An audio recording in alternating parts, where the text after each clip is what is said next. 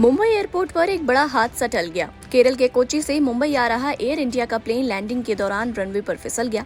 भारी बारिश की वजह से हुए इस हादसे में प्लेन के तीनों टायर फट गए। राहत की बात ये रही कि सभी पैसेंजर्स सेफ हैं। पर क्या आप जानते हैं कि दूसरे व्हीकल्स के कंपैरिजन में एयरप्लेन के पहियों में नाइट्रोजन गैस भरी जाती है? पर क्यों, चलिए जानते हैं।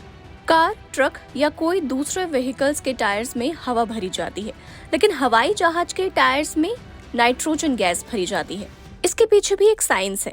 एक नॉर्मल हवाई जहाज का वजन 200 टन से ज्यादा होता है और जब ये रनवे पर उतरता है तो इसकी स्पीड 250 किलोमीटर प्रति घंटे के आसपास की होती है। ऐसे सिचुएशन में टायर्स में बहुत ज्यादा रिफ्रैक्शन होता है, इसलिए टायरों की सेफ्टी के लिए टायर बनाने में रबड़ के अलावा कुछ दूसरे मात्रा में एल्यूमिनियम और स्टील भी यूज किया जाता है।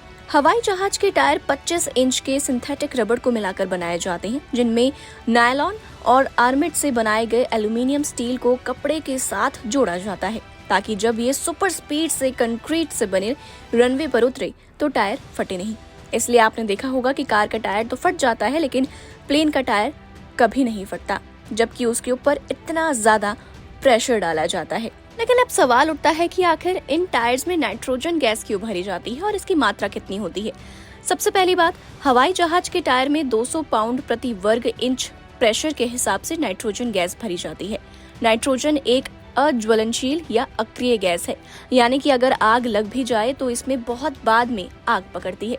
जब हवाई जहाज रनवे पर उतरता है तो बहुत ज्यादा रिफ्रैक्शन होता है। अगर हम टायरों में सामान्य गैस भरें तो आग लगने के चांसेस ज्यादा बढ़ जाते हैं, क्योंकि नॉर्मल गैस में ऑक्सीजन की मात्रा ज्यादा होती है जो आग तेजी से पकड़ती है। इसके अलावा नाइट्रोजन का हाई टेम्परेचर और हाई चेंजिंग कैपेसिटी उसे एयरप्लेन के लिए बिल्कुल परफेक्ट बनाता है। बहरहाल, आज के लिए इस वीडियो में इतना ही। और भी ऐसी स्टोरीज को देखने के लिए आप जुड़े रहिए हमारे साथ। तब तक के लिए नमस्कार।